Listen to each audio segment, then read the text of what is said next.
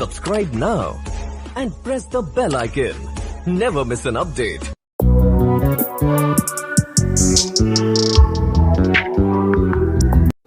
आज का हमारा लेक्चर है पीसीबी टेस्ट। पढ़ेंगे पीसीबी एग्जामिनेशन के बारे में और पीसीबी का फुल फॉर्म क्या है, कैसे करते हैं, कौन से मेथड से करते हैं, पूरा डिटेल वीडियो है। पीसीबी टेस्ट क्या होता है? पीसीबी एक ब्लड टेस्ट है जो सीबीसी प्रोफाइल टेस्ट के साथ किया जाता है। पीसीबी टेस्ट के द्वारा हमारे शरीर में रेड सेल्स की संख्या को परसेंटेज में मापा जाता है, जिससे ब्लड में उपस्थित कुल रेड सेल्स की संख्या को मापा जा सके। ठीक है। पीसीबी का नॉर्मल रेंज महिलाओं तथा पुरुषों में अलग अलग होता है। महिलाओं में पीसीबी की नॉर्मल रेंज लगभग 36 से 48% और मेल्स में पीसीबी का नॉर्मल रेंज लगभग 42 से 54% होता है। अब आप यह जानना चाहते होंगे कि पीसीबी का फुल फॉर्म क्या होता है, तो चलते हैं पीसीबी फुल फॉर्म के बारे में। पीसीबी का full form packed cell volume. PCB को एक अदर टेस्ट के नाम से जानते हैं, हेमेटोक्रेट यानी एससीटी टेस्ट के नाम से भी जानते हैं। ठीक है।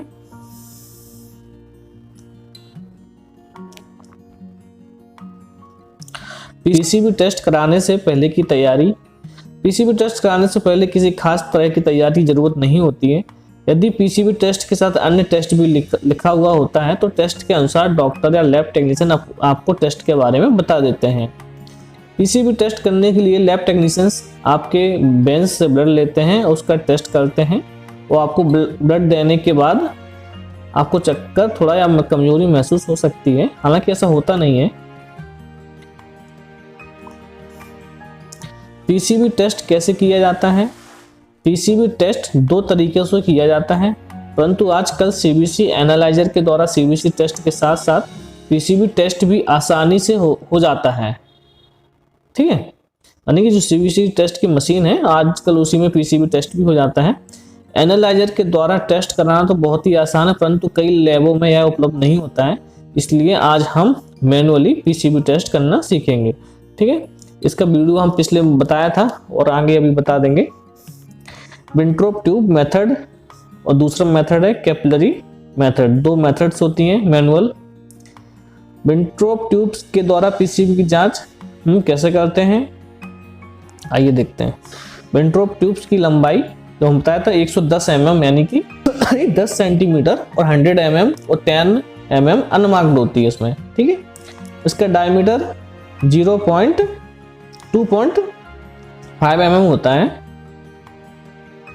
इसका एक साइड से ओपन होता है। Requirement Wintrobe tubes, EDTA blood, centrifuge. Procedure for PCB test. सबसे पहले एक clean and dry Wintrobe tube लेते हैं। अब इस विंट्रोप ट्यूब में 10 मार्क तक ईडीटीए ब्लड भर लेते हैं ना, सिरिंज या माइक्रोपिपेट की हेल्प से। ठीक है। फिर इस ट्यूब को सेंट्रीफ्यूज में बैलेंस करके 20 से 30 मिनट तक सेंट्रीफ्यूज करना है। ठीक है। उसके बाद फिर देखेंगे रेड ब्लड सेल्स नीचे बढ़ जाते हैं, या फिर नीचे से ऊपर तक देखें कि कितना मार्क्स तक ब्लड आरबीसी ब्लड सेल्स हैं, वहां तक पीसीबी निकल आएगा।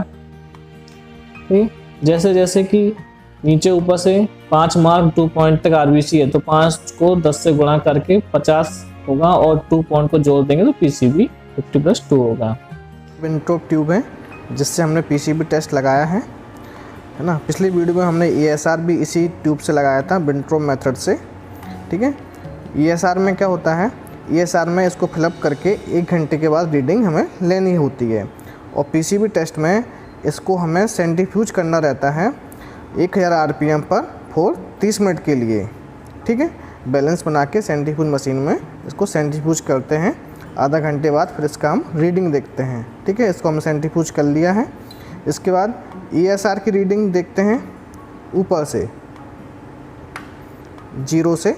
ठीक है। ये है ईएसआर की रीडिंग के लिए, और पीसीबी के लिए ये रीडिंग देखते हैं यहाँ से 0 से, नीचे से। देख लिए ईएसआर के लिए ऊपर के 0 से उसको थोड़ा यहाँ इस साइड ये मार्किंग और होती है पीसीबी के लिए, ये नीचे के जीरो से देखते हैं, ठीक है।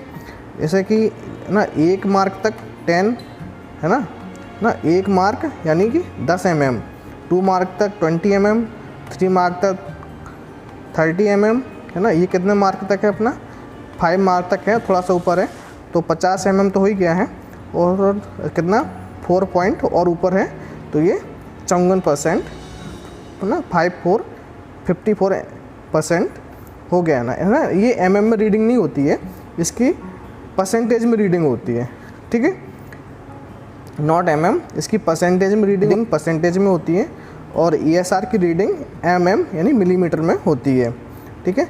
1 मार्क तक यानी कि 10%, 20 मार्क तक 20%, इसी तरह 5 मार्क तक 50%, ठीक है।